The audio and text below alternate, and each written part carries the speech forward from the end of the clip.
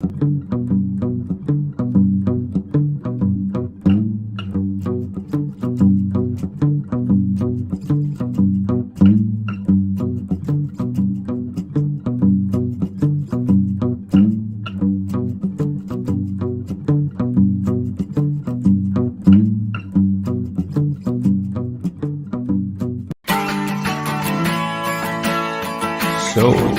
are you DTFF?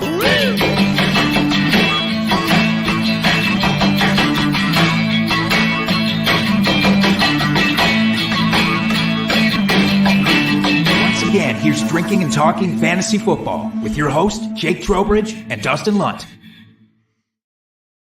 Hey, welcome back to DTFF, everyone. Happy Tuesday evening if you're joining us. If not, you really should join us live because it's a lot more fun and exciting. You get to see our beautiful made for radio faces. Yeah, it's going to be great tonight. We got a great episode on tap for you. We are a little over midway through the season, and we're saying we're going to redraft the draft for this season. Knowing what we know now, what changes would we make to our draft strategies to take advantage of the knowledge? It's like we're back to the future. We got the Gray's handbook. We're taking it back in time with us to draft the draft so that we win this championship. So that's what it's all about tonight. We're do 8 rounds. Do it quick. We're just going to go through a little bit different than what we normally do. We'll get into that as we get closer to the draft starting. But before we get into any of that, I've got to say hi to my co-host Jake this evening. How are you doing, sir?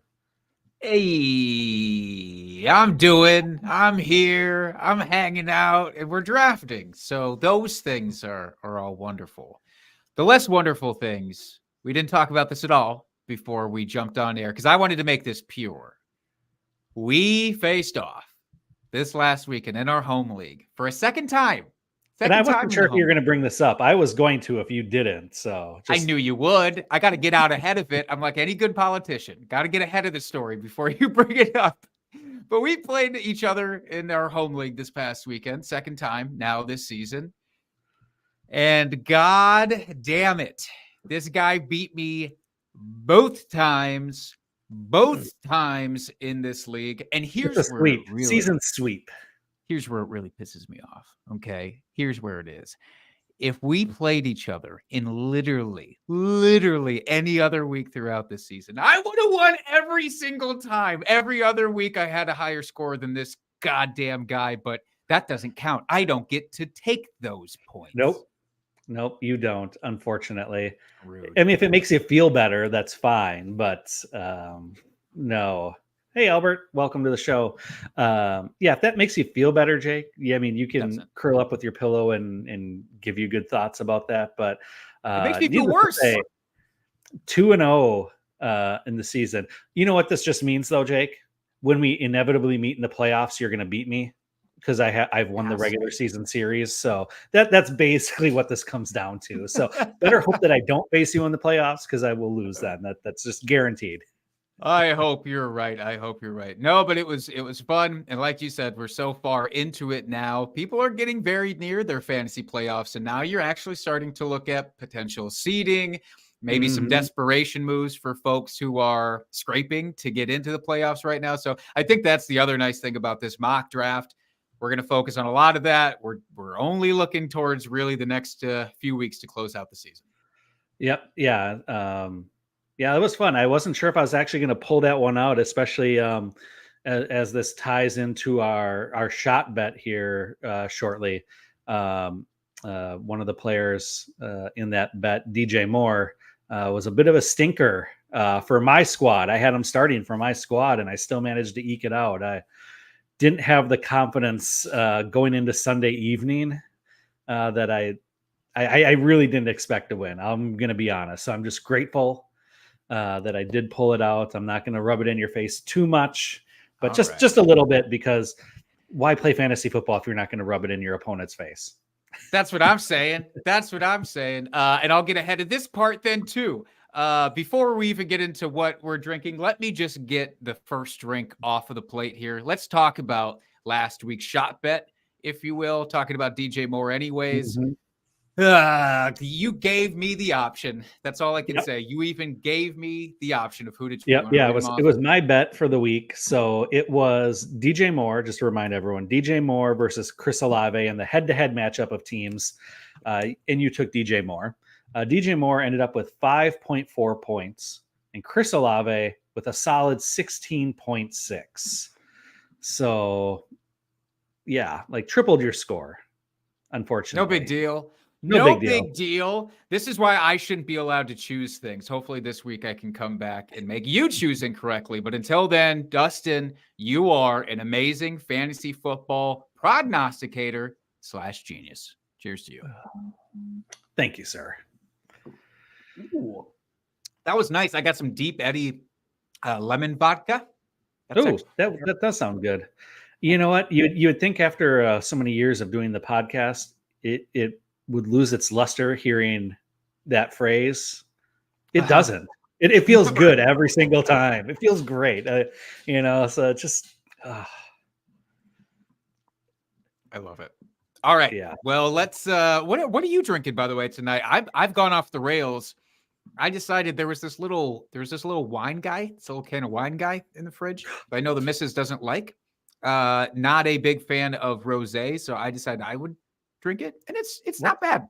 What are we in like a mind meld? Because I am drinking vino as well this evening. Wine for the lay person. We're so fancy. I know. Look at us. This is just our Boda Box Cabernet. We're not fancy here at our household, but yeah, I was like, I'm gonna do something different. Have a little snort of wine. We snort. That's what you call it? I need to take more classes. I need to become a sommelier or whatever it is and learn about this stuff. But you know what I don't need to learn about? That was a terrible segue. I'm going to try take two. All right. I'm going to try take two. You know what you don't need to be a sommelier to appreciate? Our drunk trade of the week. There you got it. Drunk, hammered drunk. Drunk trade of the week.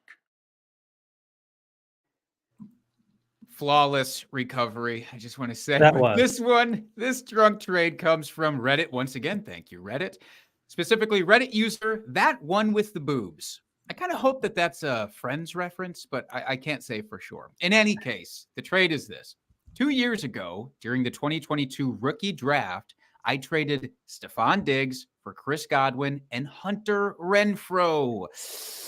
We had the entire league there, and maybe 40 trades went down that day. Ooh, dang. I also got Lamar Jackson from the same manager for Aaron Rodgers and Derrick Henry like 2 hours later. So before we even talk about the trade, Dustin, can we show some appreciation that everybody in the league shows up for a rookie draft every year? Yeah, that is amazing. And the fact that like 40 trades went down that day is equally incredible. Like, bravo on your league. Like that. Keep that crew together no matter what. That is a sacred thing you got going there. It's a very, very special thing because we don't see that ever. That's what it's all about too, is the group showmanship and the activity there. But outside of that, outside of the good vibes, we have two actual trades here. I don't think that we need to really discuss the merit of Stephon Diggs for Chris Godwin and Hunter Renfrow. It's just really unfortunate, really unfortunate. Mm-hmm. Let's talk about the Lamar one, though. I'm assuming, and I did not get this context, but I'm actually assuming this is a super flex dynasty league here. So you get Lamar Jackson, you send Roust.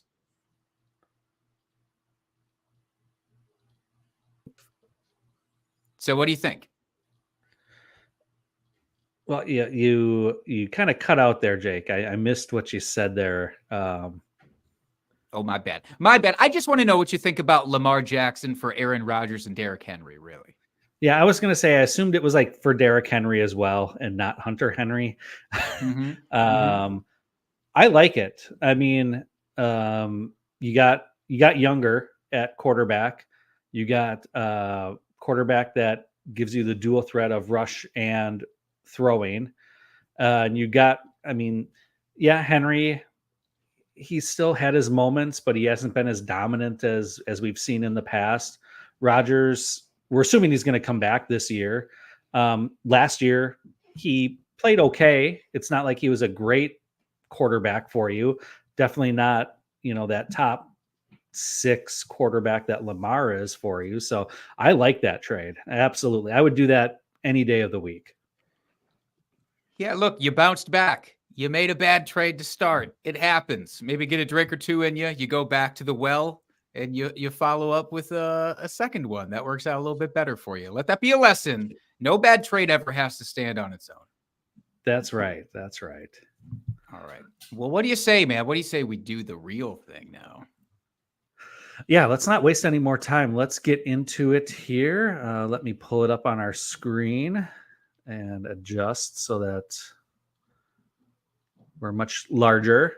So yeah, before we get going here, we're just going to do 8 rounds. We're just assuming this is a standard PPR league. Is that was that wording right? Standard PPR? I think that PPR is the new standard. So yes, I'm going to say that's correct. So yes, it's just quarterback, 2 running back, 2 wide receivers, a tight end, 2 flex, basically is what we're going for here. And it's, again, as we stated at the outset, knowing what we know now of how this season has gone to date, how would you redraft your team based on that knowledge? So pretty straightforward. We're just going to do a little quick 30-second timer. Probably not talk about the picks themselves a whole lot while we're in the draft here. Just kind of quick buzz through the draft, and then we'll do some analysis afterwards. Sound like a plan, Jake? Sounds beautiful. I went ahead and randomized us now. Nice. So hope nobody got too comfortable in their positions that they were sitting there. But let's go ahead and start this thing. And away we ride. So you're sitting at the 5 spot now. I'm sitting at the 9 spot. That's a nice distance. That was nice how that randomized us, I think. It is. It is. And of course, since we don't have all real people here in our draft, there is just going to be, the computer just drafting at ADP, which is fine, which will probably work out well anyway for our purposes here this evening. Yeah.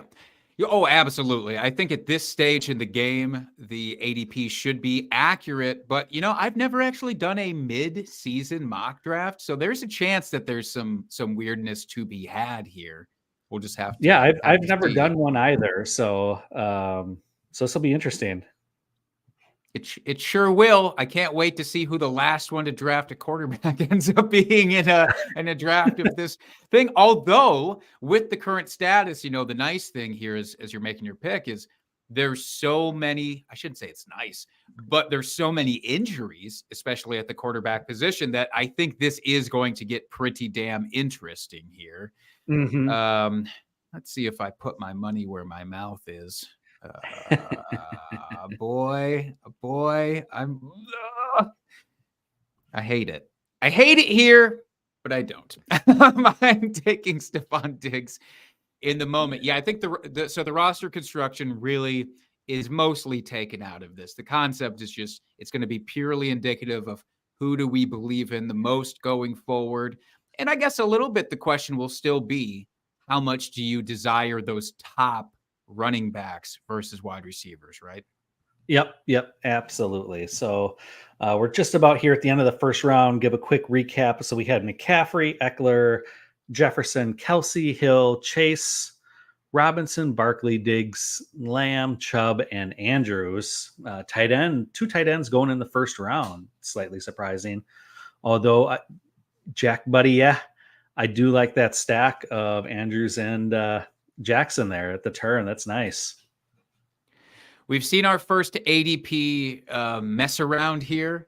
AJ Brown was sitting there, and I did not draft him. I took Stephon Diggs. It's a fine consolation prize, but boy, let this be a lesson to me to scroll down a little bit more in my ventures. So AJ Brown is steal at that spot. I do think you're right that it's interesting 2 tight ends, but at the start of the season, I was saying Travis Kelce anywhere after the 3 spot makes sense. I think it still makes sense for him to have gone at the 4 and Mark Andrews at the end of it. You know, this draft is going to tell you who is comfortable with streaming that position at this point in the game. Mm-hmm. And it was not those two folks, at least, which I respect. Yeah. So Jake, you're starting wide receiver, running back. I like your start so far. As you said, you missed out on AJ Brown, much to your dismay, but good start so far. Much to my oversight, unfortunately. But I was happy to pick up Travis Etienne to sort of bolster we'll talk about this stuff again much more in depth after the draft is wrapped up. But you know, it is hard these days to get consistency at that position. So I'm okay with anybody who will provide that. Mm-hmm. And now look at you do the exact opposite. So as I sit here, my team build is what it is. Again, I'm going to have to make sure my team is actually pulled up so I know. Again, we have 2 flex spots that are wide receiver or running back only. Because again, why put tight ends into the mix more than we have to was my thought. Mm-hmm. Absolutely. And let's be honest, I think the majority of people that do redraft, they don't necessarily do a tight end premium. I think that's just that's more of a dynasty super flex setting that you'll see. Yeah, I would absolutely agree with that. I'm going to do it. I'm gonna be the guy. I scrolled down just to make sure. Yeah, this ADP is definitely not reflective of current stats. I went to the old search button just to make sure. I have confidence in this guy, Puka Nacua, that I just took in the 4th round here as my second wide receiver. We'll have to have a more in-depth discussion about him after the fact for sure. But Dustin, I wanted to make sure that you were keeping your eyes peeled for the weird ADP things that are. Oh no, I'm definitely all there. I hate the 30-second timer. I don't like being put under this kind of pressure to You select. suggested the 30-second timer. I know I did, but you know, I make bad decisions all the time. I can't help it. No, I think you're right. I think you're right. We do need to be put under the microscope in a fast-paced setting just to make sure that we're true to our gut instincts. I think that that's what this is about at this stage in the season. All the preamble, all the over-analyzing, words are hard. I think that that's the thing of the past. We just got to be trusting our gut instincts now here. I will say a lot of quarterbacks have flown off the board in this particular setting. That's not surprising because of the auto drafters that we had. But it will be interesting to see how that holds up as I'm here on the clock as well. Yeah, the scrolling it's getting interesting, I got to say. So I want to make sure I don't miss my favorites that are hanging out in the shadows. It probably would have been smart of us to have the actual to-date rankings pulled up for these players. I didn't do that. Did you do that? I did not. No. Good. What a cop-out that would have been anyways, huh? It's more of a gut. You got to go with your gut in these sorts of situations here. I do agree with you. I tend to agree with you. All right. I'm really hoping this is the one stage I was hoping that somebody would come back to me. I have one pick. I didn't think I would feel that way in a draft of this style, but I really freaking do. And he did make it back to me. So I'm very sorry to do that to you personally. That was a snipe as much as that was nice. Thank you. That is a good pick. I like that. I appreciate Not someone you I saving necessarily that. would have thought of, to be honest. Wasn't on my radar at all. Yep. And again, in this with this crazy ADP happening, which we're going to have to talk about once this thing wraps up. I think the comparisons are very interesting because again, we're 9 weeks in. This is what everybody thought coming into the season. This is the ADP as it was coming into the season. So much has changed since then. Mm-hmm. It's honestly quite ridiculous here. I have to get get my poop in a group, make sure I'm ready to draft my tight end for the rest of this season. And once again, I feel confident in all of these stragglers hanging out in the shadow too. Clearly, we're not of interest to people when the season started. Jake, I think you may have won this draft. I feel pretty good about it as of now. I'll feel really good if one other person happens to fall one pick. No! What a snipe. All right, kudos to you, Ryder. That's the guy that would have made this thing a slam frickin' dunk. But as it is, boy, this sucks. This sucks. All right, I'll do this because it's good timing and it gives us a news bite to talk about. Because Kyler Murray is finally active and back and supposedly starting in week 10. So we'll get some traction to talk about Kyler Murray at least. All right, this thing has wrapped up. Before we jump into the recap here, Dustin, if you don't mind, we do have a couple of questions in the chat that I did want to make sure got answered. Yeah, Let's start absolutely. with George Cook here. George just over half of his roster because he's 5-4. Can we break down his trades and let him know how he did? Let's run through these real quick here. There's a couple that he popped in. It's like a drunk trade part 2 that we get to talk about. So George's first trade was Jonathan Taylor, Devontae Adams, and Isaiah Pacheco, trading them away to get ETN, Brandon Ayuk, and Javonte Williams. At first blush, what are we thinking here? I have a side picked out. If you're going for a rebuild, I like the ETN, Ayuk, Javonte side. Typically, for me personally, I don't like to do like a 1-for-1 trade where this is 2 running backs and a wide receiver on both sides. But I do like that side. Pacheco, he's been surprisingly well, which is, why I drafted him at the end of our little mock draft here. He's done better than expected there. I should say better than I expected. But you're getting youth on your side. You're getting rid of Devontae Adams, who one isn't really performing this year all that great, but he is getting a little long in the tooth as far as NFL years go. JT is just signed to a second contract, so we don't know how long he's going to be performing at elite levels there. Where you get ETN, who is just a tick down from JT in my book.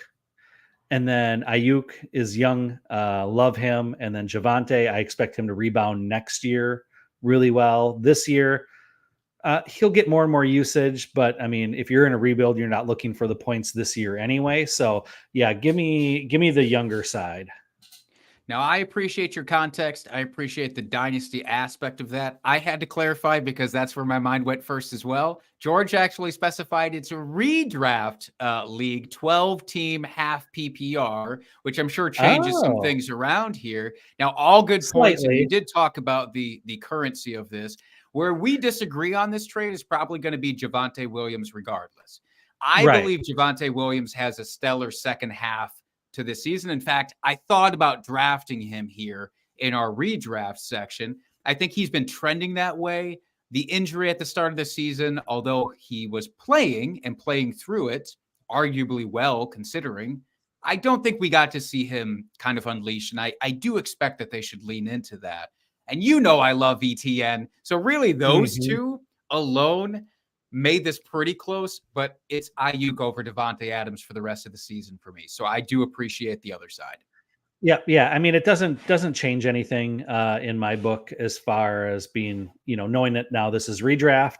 That doesn't change my side at all. Just maybe the reasoning behind it slightly.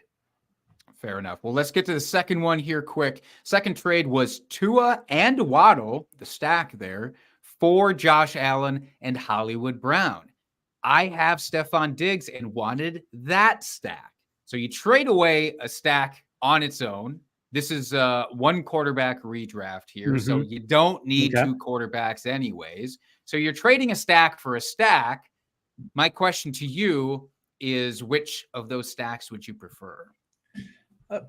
Give me the Josh Allen side on this one. He is the better quarterback than Tua. And Waddle just hasn't been producing for whatever reason this year, like he has been previously. Seems like everything's going through Tyreek. Not that Hollywood's a bad piece. I mean, obviously, I would say a little bit of a step down from Waddle as far as like potential upside goes. But give me the more elite quarterback. And then if you're able to get the stack on top of it, that's just icing on the cake.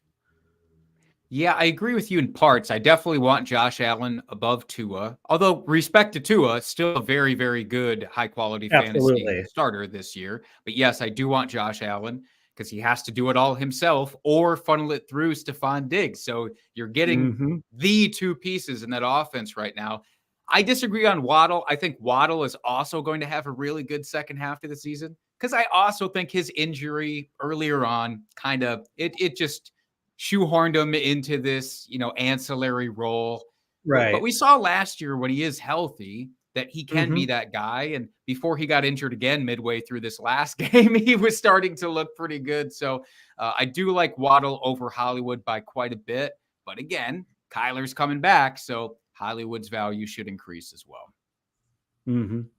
All right. One more here. George, overall, good job on those trades. Fully agreed for George. All right. Excuse me. The wine is getting to me there. Parker Bledsoe wants to know, would we do this trade? They get Davante Adams. He has to trade away T. Higgins.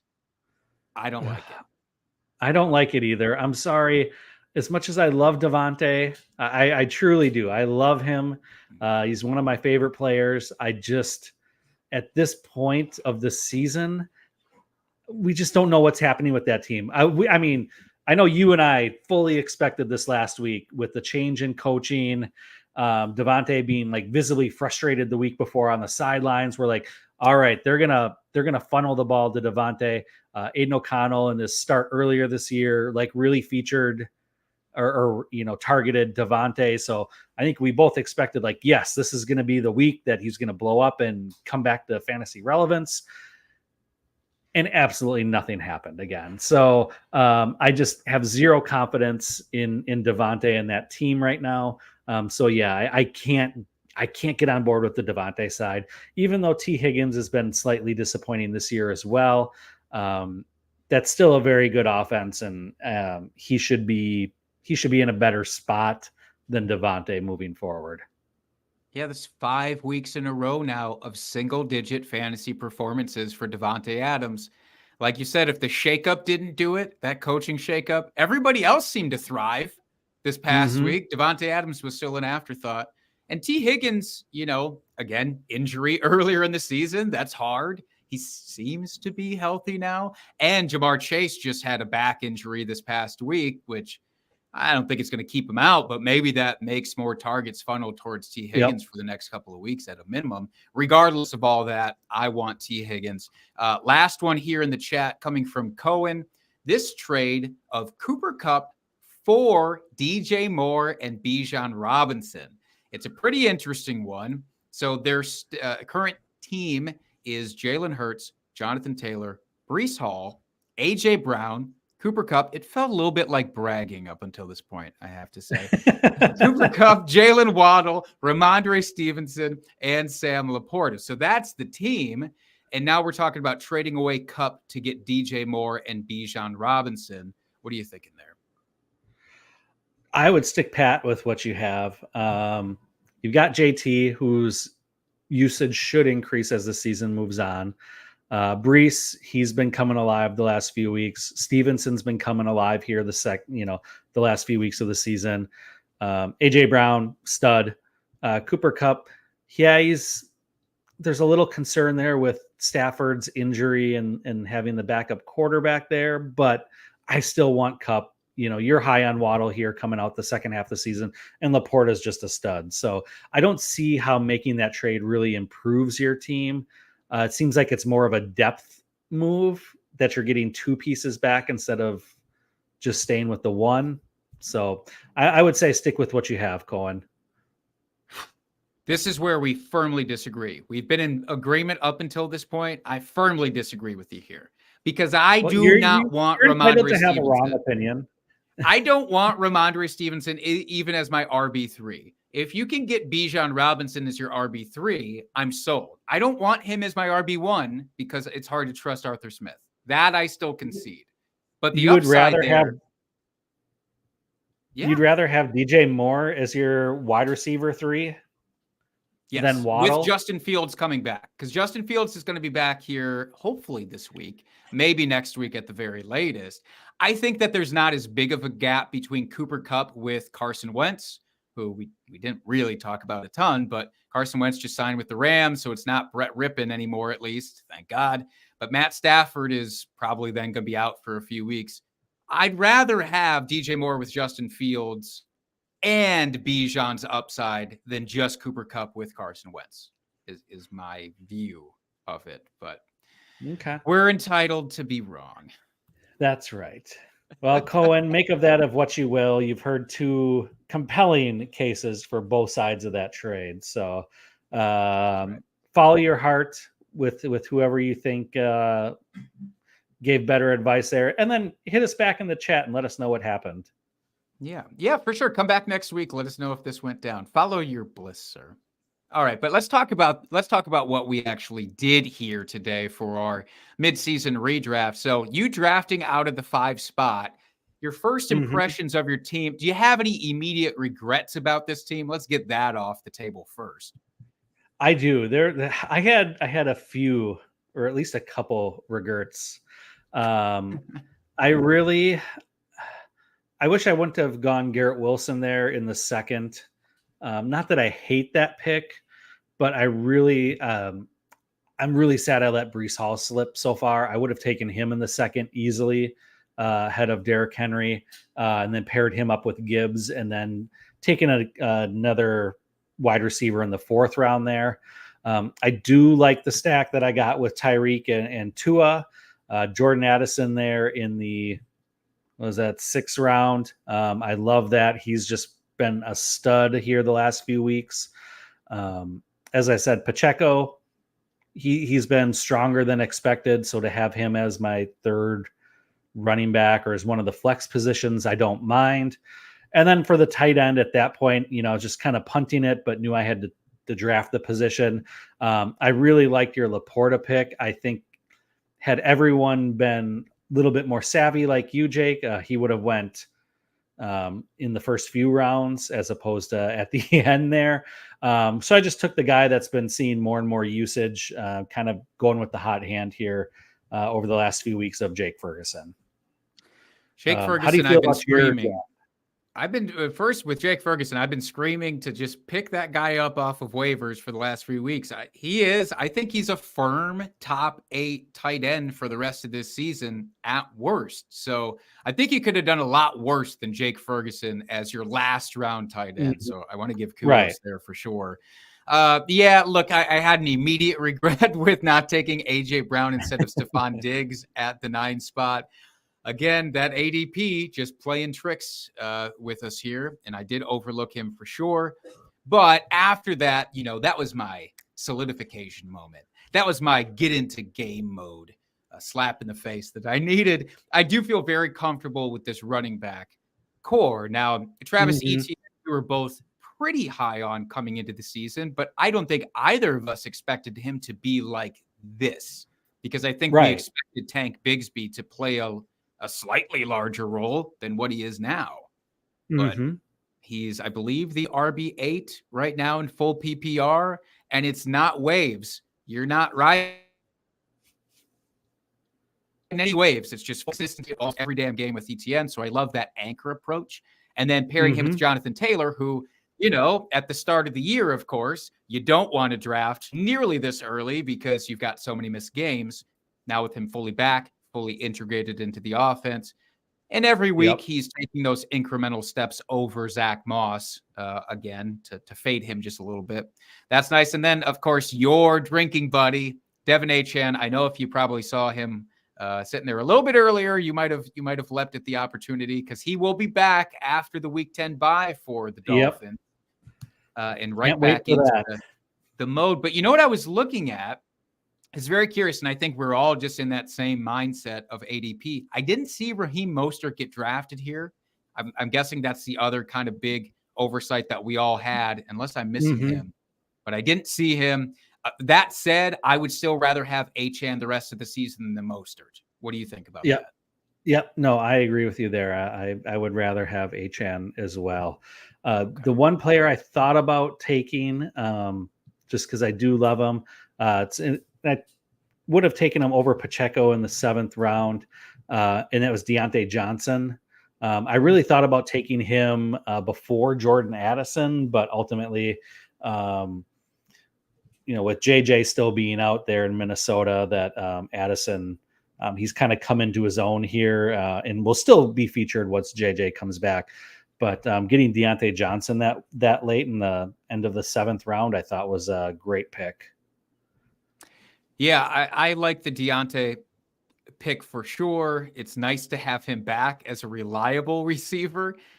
The one thing in my post-draft analysis here, I probably could have done better with wide receivers. Puka in the 4th did not feel at the time to be a jump or a reach. It actually felt like the opposite. It's like, oh, I got to search for this guy. I got to make sure I don't forget about him. There are question marks, as we discussed earlier. Same with Cooper Kupp. There's those same questions with Puka Nacua, his quarterback situation with Cards. There's a lot we don't know. We know the talent's there, but I don't know that I can bank on him for the rest of the season. You're probably going to have to wait and see for a couple of weeks. So that's a regret. Adam Thielen, now the round after, I felt good about. Just hoping I didn't catch, I'm not catching the dire second half after he put up all of his fantasy points in the first half, getting up there long in the tooth now, who knows? But I did like him. And like you said, Sam Laporta felt like a smash to me. Kyler Murray was my de facto quarterback because CJ Stroud went a pick before me. What a solidification that would have been. Oh my goodness. My pants would have been clean off had I gotten CJ Stroud on this team. But, Kyler Murray coming off of IR now, they traded away Josh Dobbs, as we saw, lit it up for the Vikings in this first week, half week with them. So it is Kyler Murray. There's no other options. Clayton Tune is obviously not a thing. So I think Kyler Murray is the top 7 quarterback the rest of the season. I think that's where we would have drafted him had he been healthy. And that's what I expect now. Do you think that there's a chance he is a bummer, or are you all in on him? There's always that chance. I mean, he hasn't played football for, almost a year now, basically. And it's always tricky coming back from those injuries, how confident they are with it. Just feeling healthy. Yeah. They're cleared, medically cleared. They're ready to go. But do they, mentally, are they like really back and healthy with it? So it'll be interesting to see. I'm sure there's going to be rust the first couple weeks for sure. But I have a feeling by the end of the season, by far, we'll see the Kyler that we're used to seeing. Yeah, I sure hope so. Because I picked him up in our home league a couple of weeks ago. I went early on it, just making sure that I didn't have to fight all of you heathens to get him on my squad at some point. So not inserting him into my lineups just yet, but am excited for him. I wanted to talk about some of these ones that maybe jump out, some of these players that are very interesting at this stage in the game. I think Justin Jefferson has to be one of the first ones we talk about.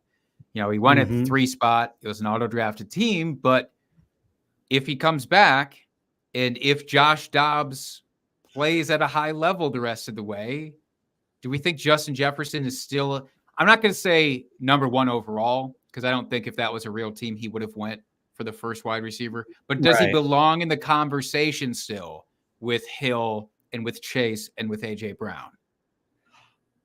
I say so. I mean, with Dobbs, is he going to be able to support both Jefferson and Addison? Maybe not in the same week, but I mean, Justin Jefferson, just with his talent alone, I mean, he's got that upside to be able to win you weeks. He can take any ball to the house at any given time. So just given that kind of week winning upside, I think he still deserves to be up there. Are there going to be more down weeks or less explosive weeks, I guess you could say? Yeah, because like I said, Dobbs isn't going to be able to, I don't think he's going to be able to support both wide receivers for the rest of the season here at a high level. I mean, there's definitely a drop off there from Cousins to Dobbs. I don't think anyone's going to question that. For sure. And he's got to support TJ Hawkinson too. That's a third very important mouth to be considered. So yes, you know, if this was again, a real team drafting that instead of auto draft, I think Jefferson would have been maybe number 4 in terms of wide receivers chosen, maybe number 3. You could argue he'd be as high as that. But that definitely jumped out to me. And again, we talked about Bijan earlier in the episode, so we don't have to harp on it, but he's far from being the 3rd overall running back at this stage with Arthur Smith at the helm. But Saquon Barkley also stood out to me just going through this first round. So all of the injuries now, Daniel Jones is out for the season. Tyrod Taylor is currently banged up. I don't know when he's coming back, if he's coming back. We got Tommy DeVito in at quarterback for the Giants. Does Saquon deserve, this might be a hot take, does he deserve to be in the top 12 running backs rest of the season? I think so, only because when you look at the landscape of running backs, like there's so many, like, you know, Chubb went with Team 11, again, auto draft. He probably wouldn't go there knowing, you know, given the injury. You know, Derrick Henry's not been great. Josh Jacobs been kind of up and down. Tony Pollard's been disappointing. I mean, just given the landscape of running backs this season, I don't see why you couldn't put him in the top 12 at a minimum. Yeah, I agree. And talking about running backs, you know, that are out of it now, I see a bunch of injured guys who aren't playing at all this season. So obviously Nick Chubb, Cam Akers just ruled out for the rest of the season. Seemed like he was maybe starting to get a role taken over there. Maybe he was going to leapfrog Alexander Madison. No more. J.K. Dobbins obviously out. David Montgomery sitting here in round 7, I believe it was. We had Radiris. I apologize if I'm mispronouncing your name, but Radiris Chambers was drafting. That's the folk who sniped me, by the way, on CJ Stroud. I just want to point that out. But they also made an excellent selection of David Montgomery in the 7th. So, you know, Montgomery's been out for a couple of weeks. He's had the injury. Jahmyr Gibbs has really shined in those games that he's been out. So, cards on the table, when they're both back and healthy, is David Montgomery still the guy? I don't know that he's the guy. I think Gibbs has shown off enough now that it's going to be hard to move away from him. He's going to lose some volume, of course, because Montgomery was just doing that well. But I don't think it's going to be as severe a split as what we saw at the start of the season. Yeah, I think if I can usher in this warning or caution thing that I've been saying since probably week 1 of preseason, don't draft Jahmyr Gibbs if you expect him to be amazing in weeks 1 through 3. Like that's why I was off of him a little bit, was I don't want to wait that long for him to finally get used the way that he should be used, because we know Dan Campbell.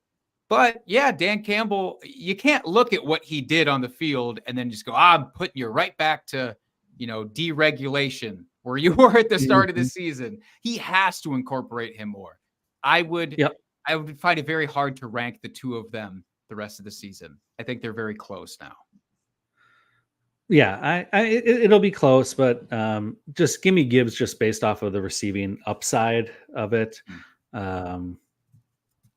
That was what kind of pulled me in that direction when I drafted him. So, Jake, how about this? One last final thoughts here. If you had to pick one team here for this draft, including your own, who would you say had the best draft? I'm not going to pick my own. I'm not going to be that guy. There's a couple that really jump off. I will say none of them are auto-drafted teams. All the auto-drafted teams did terribly. You should feel ashamed of yourself, AI. And they say AI can take over the world. I don't believe it. I will say I give the props here to Radiris Chambers, the person who was drafting right before and after me. I think from an entire team, top to bottom, that's the one that I would want outside of my own. We've got CeeDee Lamb, A.J. Brown, and Keenan Allen as a three-piece wide receiver set. That's going to win you a lot of weeks. Then you've got Kenneth Walker. That's maybe a question mark, depending on how you feel about Pete Carroll and the assurgence of Zach Charbonnet.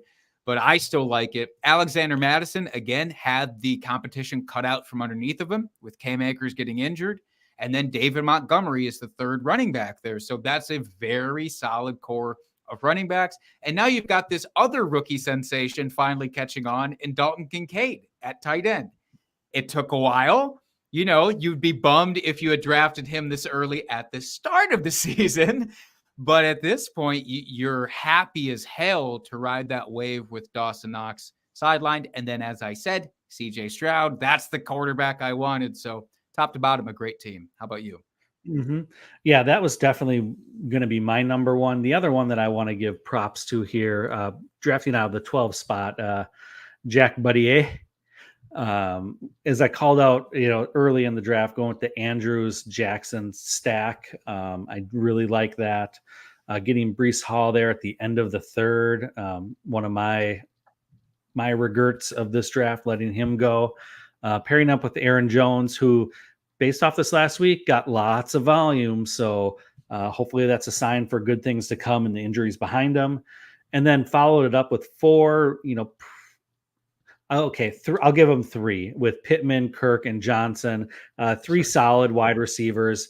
Dodson is the only kind of questionable pick for me of that group, but overall a very solid squad.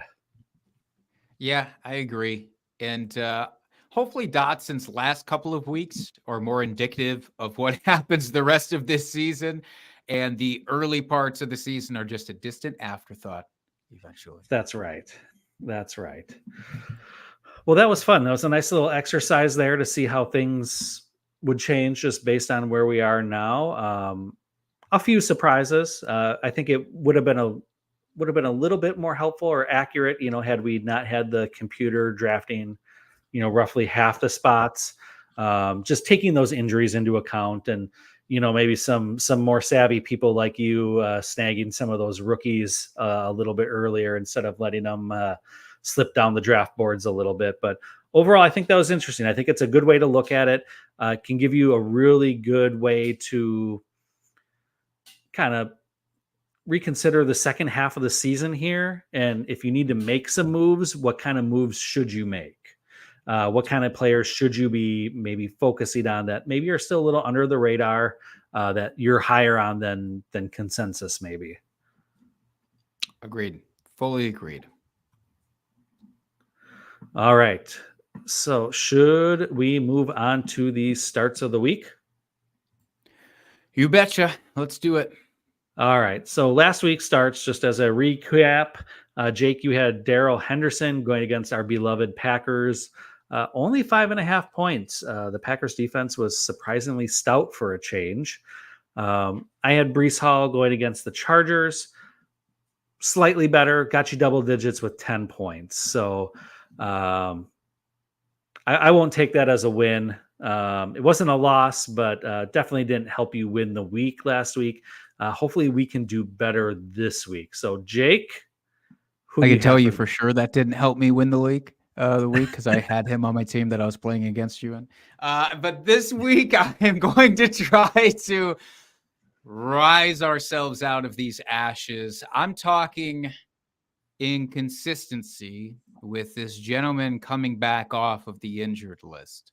I don't just want Kyler Murray for the long term. I want his number one wide receiver in the short term. I want Marquise Hollywood Brown going against the Atlanta Falcons this week. Do I expect fireworks from Kyler Murray? No, but I expect substantially better than what Marquise Brown has gotten up to this point. And that's no disrespect to Joshua Dobbs. That really isn't. I appreciate everything that Dobbs did for Marquise Brown, but there is nothing like that connection that him and Kyler have. So going against the Falcons, pretty fine matchup. I'm not going to say it's the best matchup in the world. It's also far from the worst. I would expect us to get closer to his wide receiver 2, mid to high end rankings that he had earlier in the season. And so I'm looking forward to a potential top 15 finish. Nice. I like that. I've got Aaron Jones here as my start of the week going against Pittsburgh. I know what you're thinking. Ooh, Pittsburgh, they're traditionally a tough defense. They are right now not very good against running backs.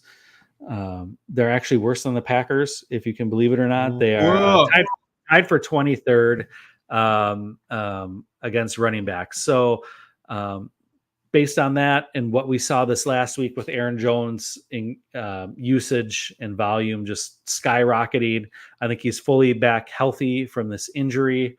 So it's kind of wheels up for Aaron Jones at this point.